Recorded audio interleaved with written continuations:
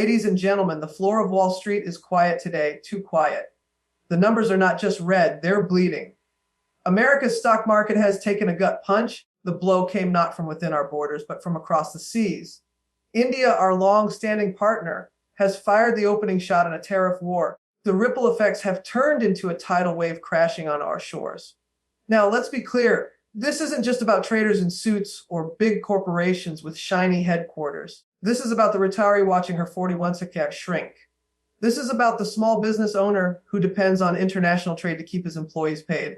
This is about you. Trade wars are not fought with soldiers, but with policies. And like any war, there are casualties. The cost of goods goes up, exports slow down, confidence dips, markets react with panic. India's new tariffs on key U.S. products, from tech to agriculture, were a deliberate shot across the bow. In response, investors are asking, who's steering the ship? But here's what we know about America. We've been knocked down before. We've seen market crashes, recessions, and global uncertainty. Every single time, we've not just gotten back up, we've come back stronger. So what's next?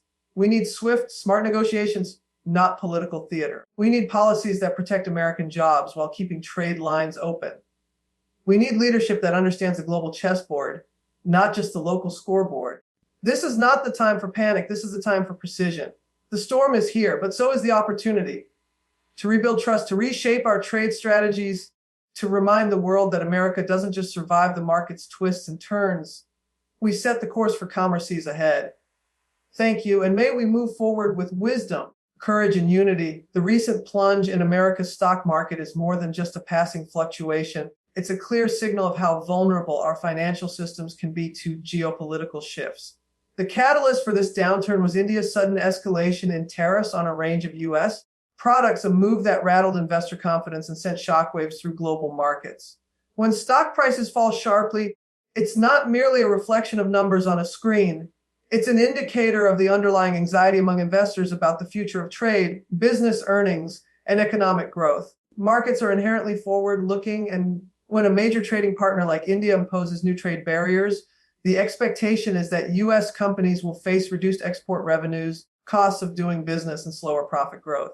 This fear triggers a sell-off as investors attempt to protect their capital from anticipated losses. The drop in stock prices can also become self-reinforcing as panic selling prompts further declines, creating a cycle that's difficult to reverse without decisive action from policymakers or a change in the global trade climate. The timing of this market drop is particularly concerning because it comes at a moment when global economic conditions are already under strain from inflationary pressures, interest rates, and supply chain vulnerabilities. India's tariffs have injected an additional layer of uncertainty into an already fragile environment.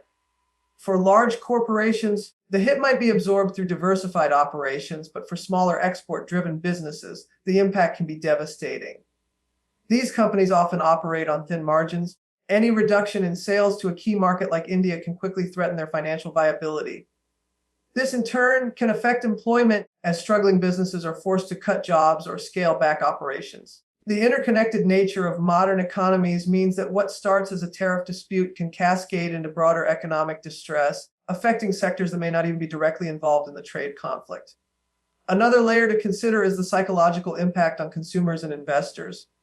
When markets drop sharply, people naturally feel less wealthy, which can reduce consumer spending, one of the key drivers of the U.S. economy. This wealth effect can slow economic activity, creating a feedback loop where lower spending leads to lower corporate earnings, which further depresses stock prices. The market crash in this context is not just a reaction to India's tariffs, it's a manifestation of broader fears about America's economic resilience in an increasingly competitive and politically charged global trade arena. While the tariffs were the spark, the underlying volatility is fueled by deep-seated concerns about how prepared the United States is to navigate the shifting tides of international commerce. When the stock market takes a steep dive, it's easy to imagine the impact as something that only matters to high-powered investors, Wall Street executives, and big-name corporations. But the reality is far more personal and far-reaching. The shockwaves from a market crash extend into the lives of everyday Americans in ways that are both direct and indirect. They can touch nearly every corner of the economy. For retirees who rely on their 401 accounts, IRAs, or pension funds, a sudden downturn means the nest egg they've been building for decades can shrink overnight. These are not speculative investments for them, represent years of savings and careful planning for a secure future. A major market drop can force some to reconsider their retirement plans, delay leaving the workforce, or cut back on living expenses to preserve what remains of their investments. Small business owners are also on the front lines of this economic fallout. Many of them depend on international trade to keep their operations running smoothly, whether they are importing materials at reasonable prices or exporting goods to foreign markets. When a trade dispute such as the recent tariff clash with India disrupts those flows, it doesn't just increase their costs, it can also reduce their sales opportunities. If their suppliers suddenly become more expensive due to tariffs, their profit margins shrink, and they are forced to make difficult decisions, such as raising prices for customers, reducing staff hours, or even laying off employees. In a highly competitive market, passing costs on to consumers can lead to a loss of customers, which further squeezes the business. The effects can also spill over into the broader community. When businesses scale back operations or individuals reduce spending out of financial caution, the local economy feels the strain. Restaurants, service providers, and local shops may see fewer customers walking through their doors. This slowdown can cause a chain reaction where reduced spending in one area translates into lost income for others, creating a ripple effect that is hard to stop once it starts. For families already living paycheck to paycheck, the impact of a market crash may not come directly from stock losses, but from the slower economy that follows, fewer job openings, stagnant wages, and rising costs for goods and services. Even those who do not have investments in the stock market are indirectly affected through their pension funds, mutual funds, or even through the financial stability of their employers. When corporate profits decline due to a combination of market pressures and trade barriers, companies often cut costs in ways that can hurt employees, from reducing benefits to freezing salaries. A market crash, therefore, is not an abstract event happening in the distance. It's a force that can alter the financial security, job stability, and daily lives of millions across the nation. A tariff war is not waged with tanks, fighter jets, or troops. It is fought through the strategic application of economic policy, and the weapons are trade barriers, tariffs, and retaliatory measures. Unlike traditional warfare, there is no single battlefield, yet the consequences can be just as damaging to a nation's prosperity and the livelihoods of its citizens. When countries impose tariffs on each other's goods, they raise the cost of importing and exporting products. This, in turn, disrupts established supply chains, squeezes profit margins, and limits access to key markets. While the battle is fought on paper and through political negotiations, the casualties are found in the real economy, in the factories that slow production, in the farms that cannot sell their crops abroad, in the small businesses that lose their overseas customers. The victims of this type of conflict are not soldiers, but ordinary people whose financial stability depends on a functioning global trade system.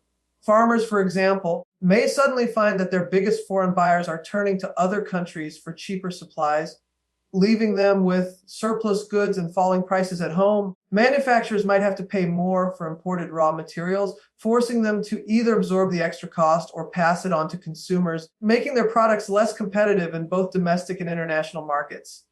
Over time, these changes can lead to job losses, business closures, and regional economic downturns. The uncertainty created by a tariff war also shakes investor confidence. Markets dislike unpredictability, and when there is no clear resolution in sight, stock prices tend to drop as traders anticipate slower growth and lower profits. Even companies that are not directly involved in trade with the targeted country can suffer because the broader economy begins to slow. This kind of indirect damage is one of the most dangerous aspects of a tariff war. It spreads far beyond the original industries and companies in the crossfire, impacting sectors that might seem unrelated to the initial dispute. The nature of a trade war is such that it can escalate quickly. Each side responds to the other's measures with increasing severity. This tit-for-tat dynamic can lead to a prolonged standoff where neither side is willing to concede the economic toll mounts with each passing month. In the case of the recent tensions with India, the introduction of new tariffs has set off a chain reaction of economic concerns, dampening global demand and triggering a wave of caution among investors and businesses alike. While no one is physically harmed on the front lines of this kind of war, the financial wounds it inflicts can last for years and reshape the economic landscape long after the policy disputes are settled. India's decision to impose new tariffs on key U.S. exports such as technology products and agricultural goods is a direct challenge to establish trade relations and a calculated move in the larger context of global economic competition. These tariffs effectively increase the price of American goods entering the Indian market, making them less attractive compared to local or alternative international suppliers. For U.S. technology firms, this means products like computer hardware, telecom equipment, and specialized machinery face a tougher time competing on price, even if their quality and innovation remain unmatched. The higher costs could prompt Indian buyers to shift towards suppliers from other countries that do not face similar trade barriers, reducing U.S. market share in a region that has been a significant growth opportunity. In agriculture, the impact can be even more immediate and painful. American farmers who export commodities such as almonds, apples, walnuts, soybeans, certain dairy products to India will see their goods become more expensive for Indian importers and consumers.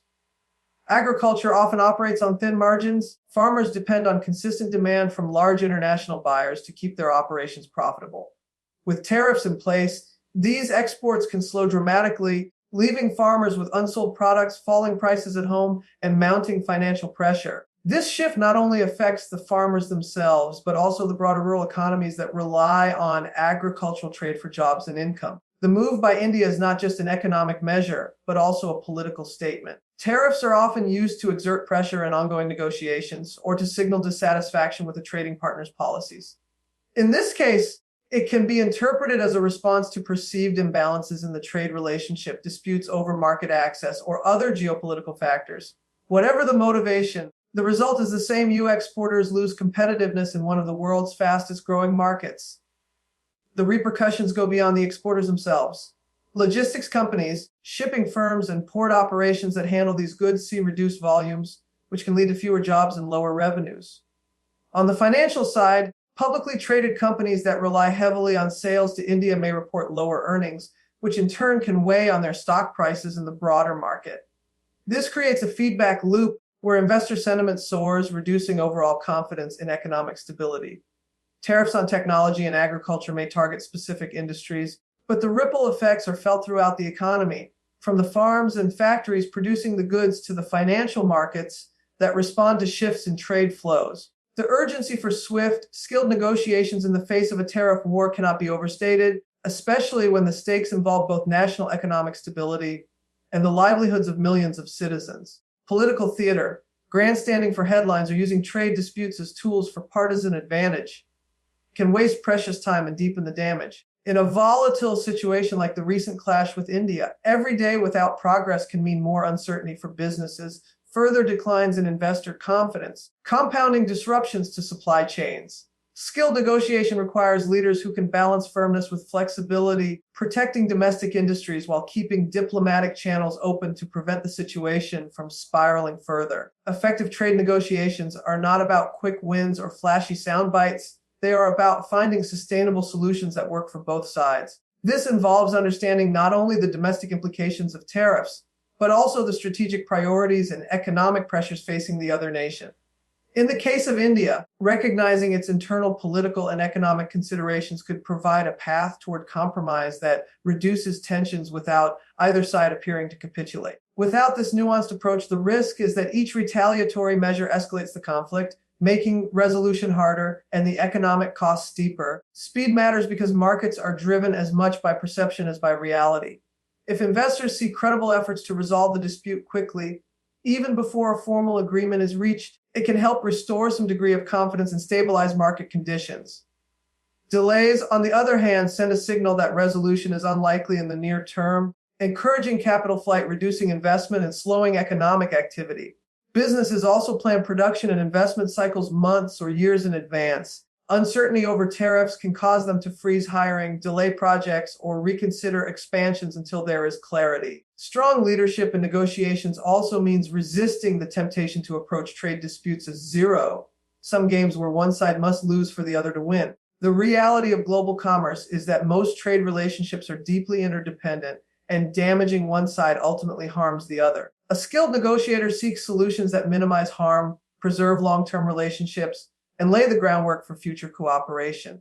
In the current climate, where trust between nations is often fragile, the ability to communicate effectively, build rapport, and find common ground is as critical as the specific terms of any agreement. The right combination of speed, strategy, and diplomacy can transform a potentially devastating economic confrontation into a manageable challenge, ensuring that short-term tensions do not derail long-term prosperity. America's history is filled with moments when economic crises threatened to derail progress.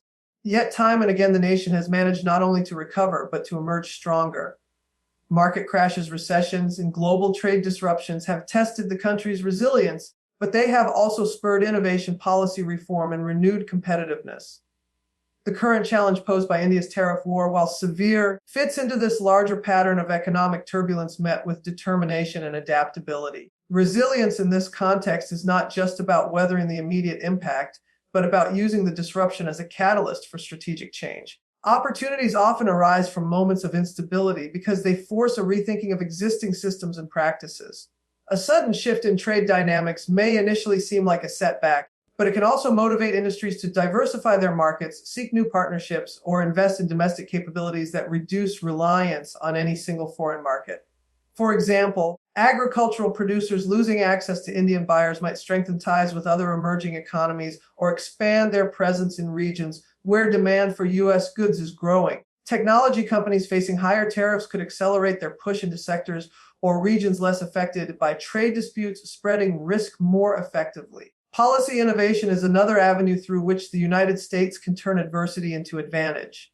Past economic shocks have led to reforms in banking regulation, trade agreements, industrial strategy that position the country for stronger growth in subsequent years. The current moment calls for a similar approach, addressing weaknesses exposed by the tariff war while reinforcing America's strengths in technology, manufacturing, and agriculture. This might involve negotiating updated trade deals with multiple partners, investing in export infrastructure, or providing targeted support to industries most affected by the dispute. A strong recovery also depends on the collective mindset of the business community, policymakers, and the public. Panic-driven decisions can deepen a crisis, while measured, forward-looking strategies can speed the path to recovery. By focusing on innovation, efficiency, and competitive advantage, American businesses can not only replace lost market share, but also expand into new territories that prove more resilient over time.